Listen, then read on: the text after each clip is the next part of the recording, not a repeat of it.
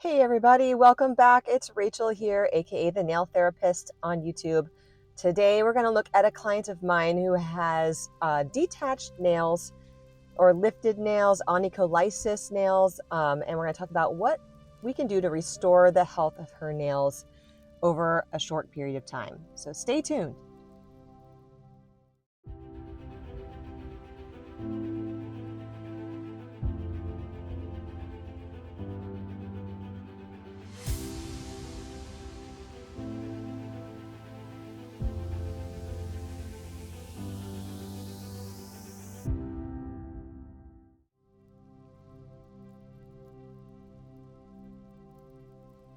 So today we're looking at lifted nails and a deep cleaning. So we're going to have lots of really great moments of cleaning out her nails because her nails are so lifted.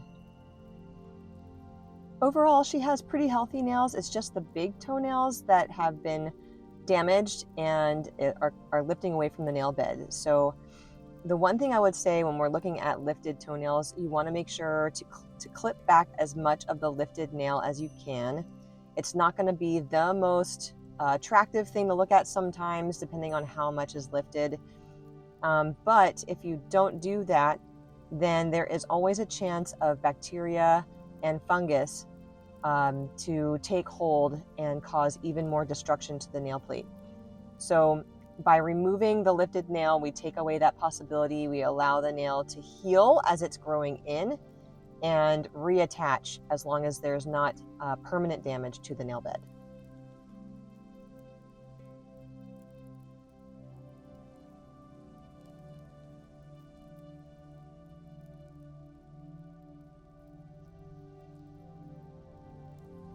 In this particular instance, this client wanted to keep as much of her nail as she could because she is going to a gala and wanted to have her nails prettier. So we didn't take away all of the lifted nail. We left it as normal looking as we could, and made sure to clean out as much of the underside as possible, and talked about making sure she kept cleaning out the nail and also using an antifungal, antimicrobial treatment oil to prevent anything from growing up underneath the nail while it still had some lifted parts.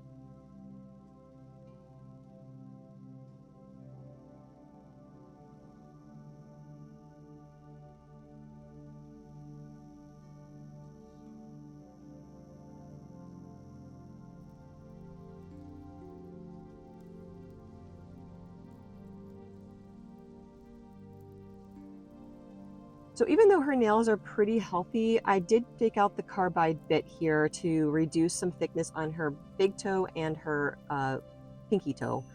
On her pinky toe, there's some waviness and damage to it, and there's some heavy skin around it that I thought the carbide bit would do a better job at smoothing out. And same with the big toe. She had some more heavier cuticle on the big toe and could use a little bit of thinning out. If you are using e-file bits, I do recommend the Erica's ATA. They have great quality. The carbide bit here that I'm using is amazing, and if you wanted to purchase your own, you can use my code REVIVE10 to get 10% discount at checkout.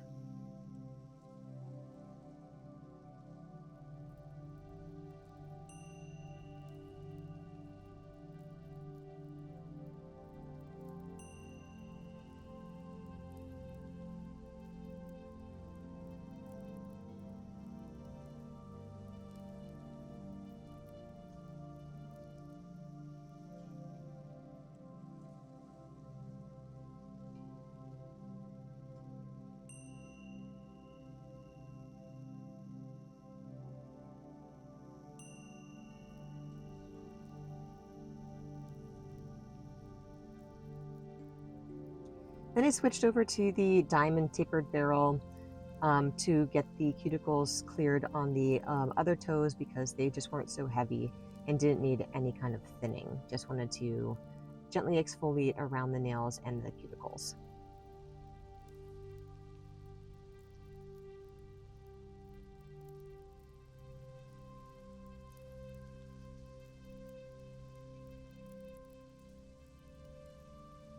Just wanted to give a shout out to all my subscribers. Thank you so much for hanging out with me today.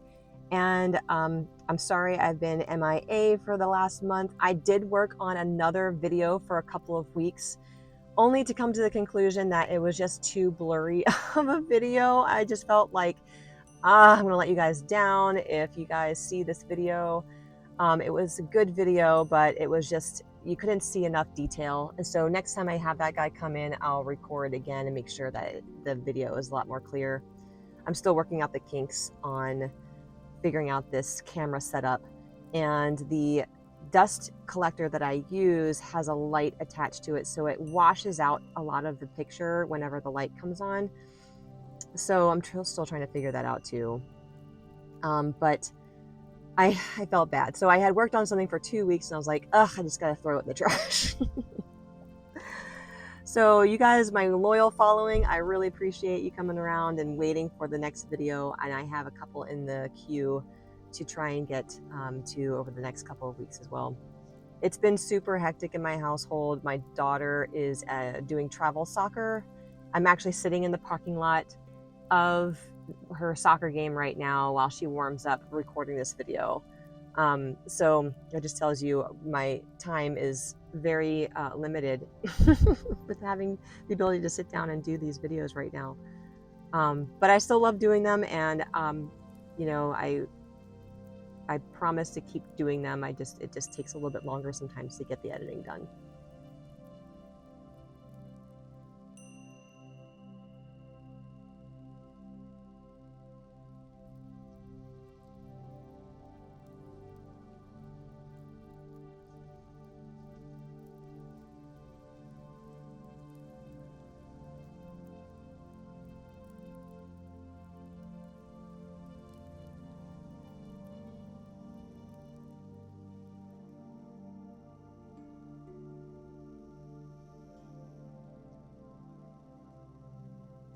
For those of you who have been following me for a while, you may be wondering how I'm doing with the course.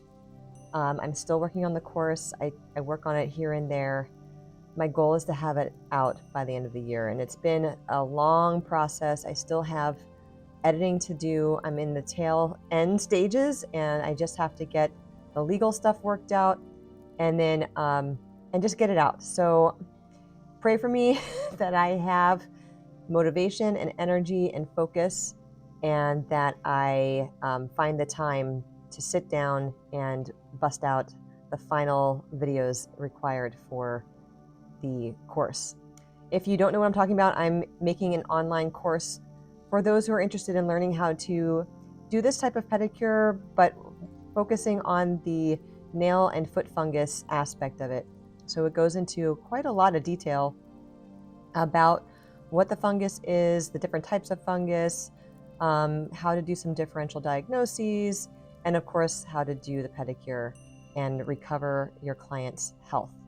So if you're interested in learning more about that, or you'd like to sign up for it when it is live, there is information, there's a link in the description that you can click on, and they'll take you to a place where you can get on a mailing list, and I'll let you know as soon as it is up and running.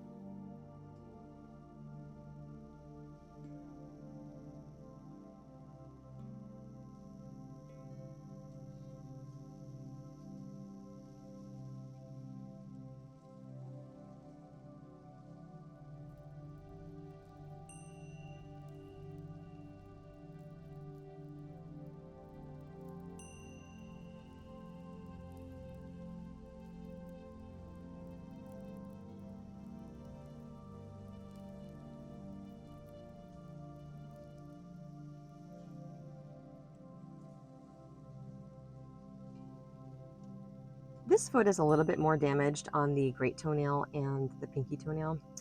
Pinky toenails tend to get more damaged and thick over time if you wear closed-toed shoes that are kind of squeezing your feet, your toes.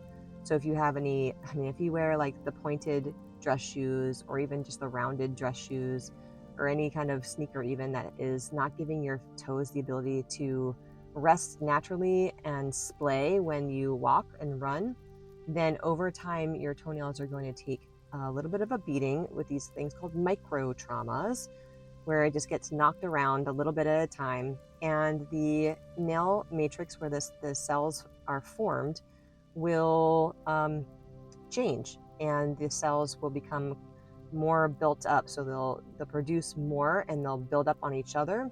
So the nail length will be stunted, but the nail height will be increased. So they'll become thicker over time. And there's really not much you can do to reverse it once it happens. So I always encourage people to find shoes to allow their feet to have natural spread, so they're not trapped in these little tiny shoes. Same thing with the big toe. The big toe often gets squeezed the most, and that's when you have that pressure where the toe kind of gets pushed inward onto the second toe, and then you get these bunion type angles.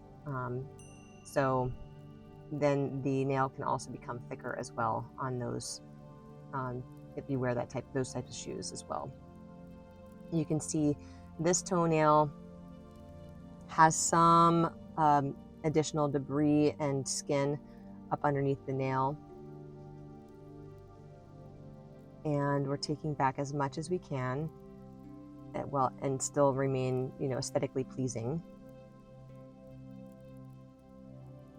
And I'll actually go back and smooth out the nail plate as well. As you can see that there's like a ridging across the transverse, width of the nail that needs to get smoothed out before we polish.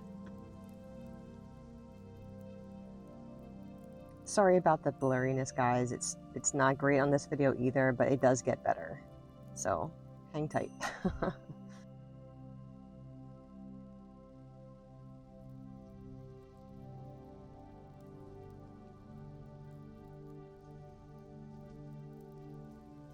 If you guys are looking for a good nipper to buy, I have found the best nippers I've tried. I've tried a bunch of different brands. The nippers I'm using in this video are Stalix, or Stalix. I think it's pronounced Stalix. It's Staleks. I'll put the link in the bio. You can buy them on Amazon, and they are super sharp. They cut really well. They come in different size jaws. So I'm using I think a 3/4 jaw, because the half inch jaw is just a little bit too big. But they are super precise and they don't wear down very easily. So definitely Stalix for the win.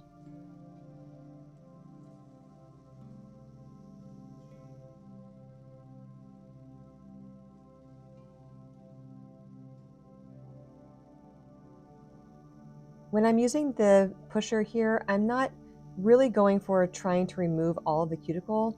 What I'm doing is simply pushing back the proximal nail fold to expose the cuticle so that when I come in with the E-file bit, I can easily remove it. Now, because I put the softener on her toes, some of the cuticle will remove, like right here, you see a little bit come off.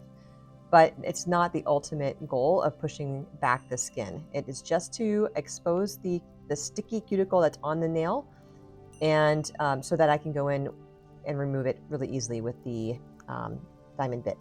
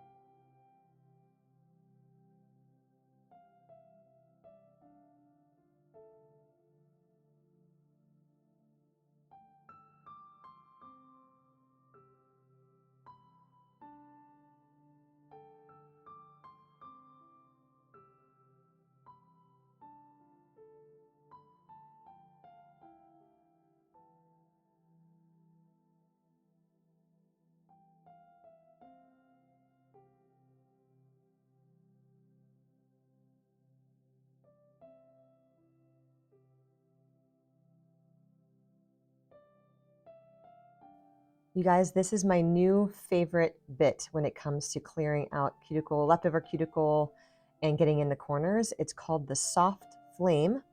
Also from Erica's ATA, it's a diamond bit. It's a more elongated football shape, and it's got a softer point. It doesn't have a pointed, like a real sharp point like you would on a regular flame bit that's used for Russian manicures. So this one is great. It gets the same amount of cuticle off. It just takes less time, and it can get really deep into the sidewalls without hurting the nail. So if you're looking for a bit that does those types of things, try out this Soft Flame. It is awesome.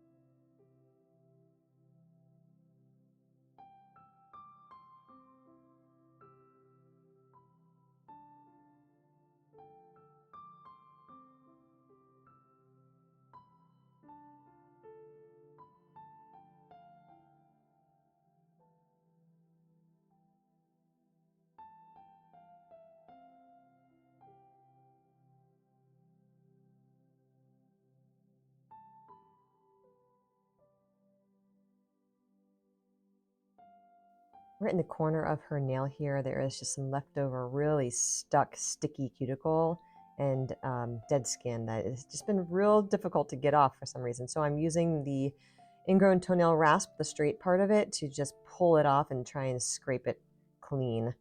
And then I use the curved section here to make sure I grab all of it from, clean her out from underneath the nail so it's not impacted.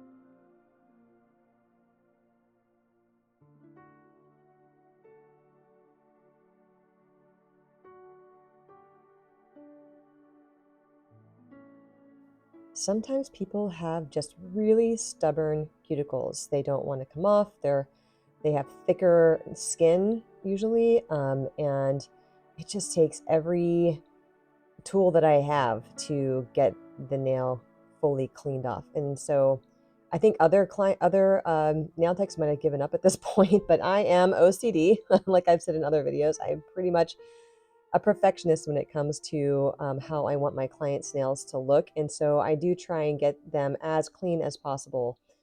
So sometimes it takes a little bit longer. And so that's what you're seeing here. There's a lot of going back and forth between different tools because, other just circumstances are presenting themselves and I just need to use a different tool. So it's not the most efficient use of my time, but ultimately it gets the job done.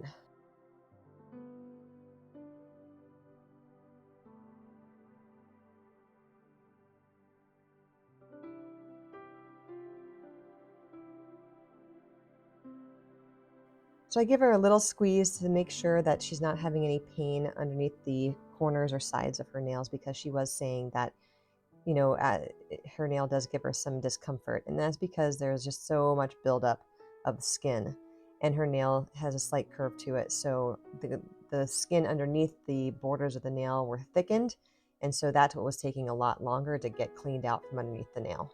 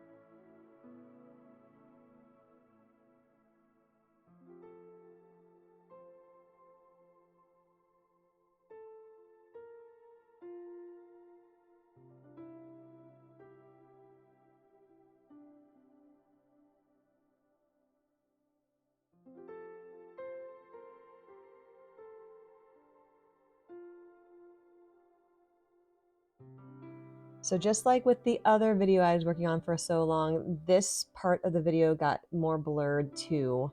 And so I just didn't put it in because it was just so blurry that I was just like, ugh, you're not really seeing anything.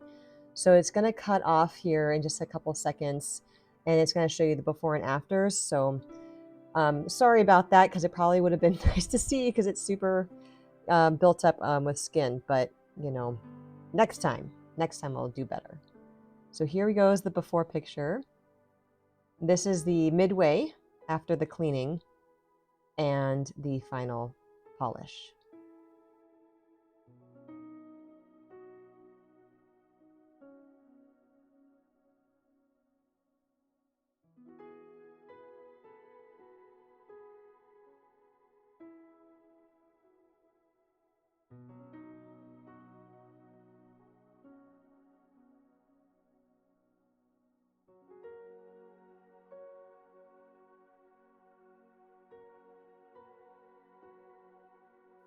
Thanks for watching, everyone. I hope you all have a great day, and I will see you next time.